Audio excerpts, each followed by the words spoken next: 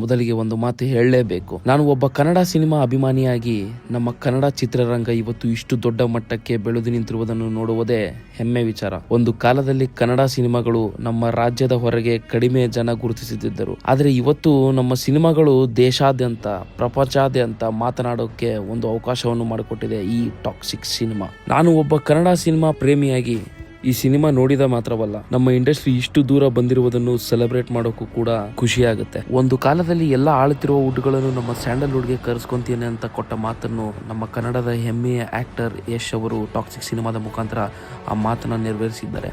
ಇದನ್ನು ಕೇಳಲಿಕ್ಕೆ ಹಾಗೂ ಸಿನಿಮಾ ಅನುಭವಿಸಲಿಕ್ಕೆ ತುಂಬಾ ಖುಷಿಯಾದ ಫೀಲಿಂಗ್ ಆಗುತ್ತೆ.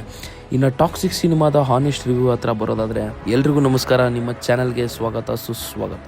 ಟಾಕ್ಸಿಕ್ ಸಿನಿಮಾ ಹೇಗಿದೆ ಅಂತ ಕೇಳ್ತೀರಾ? ಸಿನಿಮಾ ನೋಡಿ ಬಂದ ತಕ್ಷಣ ನನ್ನ ಹಾನೆಸ್ಟ್ ಒಪಿನಿಯನ್ ಹೇಳ್ತೀನಿ.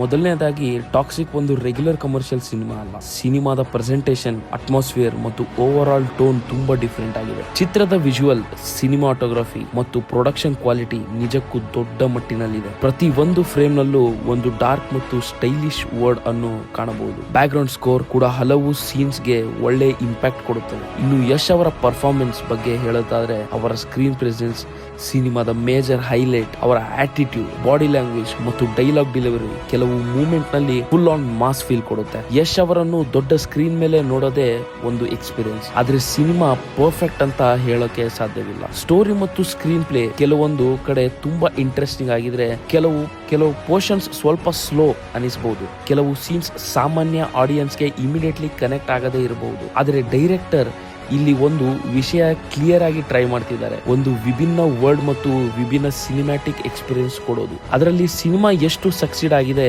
ಅನ್ನೋದು ಪ್ರತಿ ಒಬ್ಬ ವ್ಯೂವರ್ಸ್ ನ ಪರ್ಸನಲ್ ಟೇಸ್ಟ್ ಮೇಲೆ ಡಿಪೆಂಡ್ ಆಗುತ್ತೆ. ಒಟ್ನಲ್ಲಿ ಟಾಕ್ಸಿಕ್ ನಲ್ಲಿ ಸ್ಟ್ರೆಂತ್ಸ್ ಕೂಡ ಇವೆ, ವೀಕ್ನೆಸ್ ಕೂಡ ಇದೆ. ಆದ್ರೆ ಸಿನಿಮಾ ಮುಗಿದ ನಂತರ ಕೆಲವು ಸೀನ್ಸ್ ಮತ್ತು ಯಶ್ ಅವರ ಕ್ಯಾರೆಕ್ಟರ್ ನೆನಪಿನಲ್ಲಿ ಉಳಿಯುತ್ತೆ. ನನ್ನ ರೇಟಿಂಗ್ ಕಡೆ ಬರೋದಾದ್ರೆ, ಔಟ್ ಆಫ್ 5 ನಾನು 4.9 ಕೊಡಕ್ಕೆ ಇಷ್ಟಪಡ್ತೀನಿ. ಯಾಕಂದ್ರೆ ಇದು ನಮ್ಮ ಕನ್ನಡದ ಹೆಮ್ಮೆಯ ಸಿನಿಮಾ. ನಮ್ಮ ಕನ್ನಡದ ಚಿತ್ರರಂಗವನ್ನು ದೇಶಾದ್ಯಂತ, ಪ್ರಪಂಚಾದ್ಯಂತವರೆಗೂ ಗುರುತನ್ನು ತಂದುಕೊಟ್ಟಿದೆ. ಸೊ ನಮ್ಮ ಎಲ್ಲ ಕನ್ನಡದ ಕಂದಮ್ಮಗಳಿಗೆ ಹೇಳೋದಿಷ್ಟೇ, ಎಲ್ಲ ಕನ್ನಡದ ಕಂದಮ್ಮಗಳು ಥಿಯೇಟರ್ಗೆ ಹೋಗಿ ನೋಡಿ ಆ ಅನುಭವವನ್ನು ಪಡೆದುಕೊಂಡು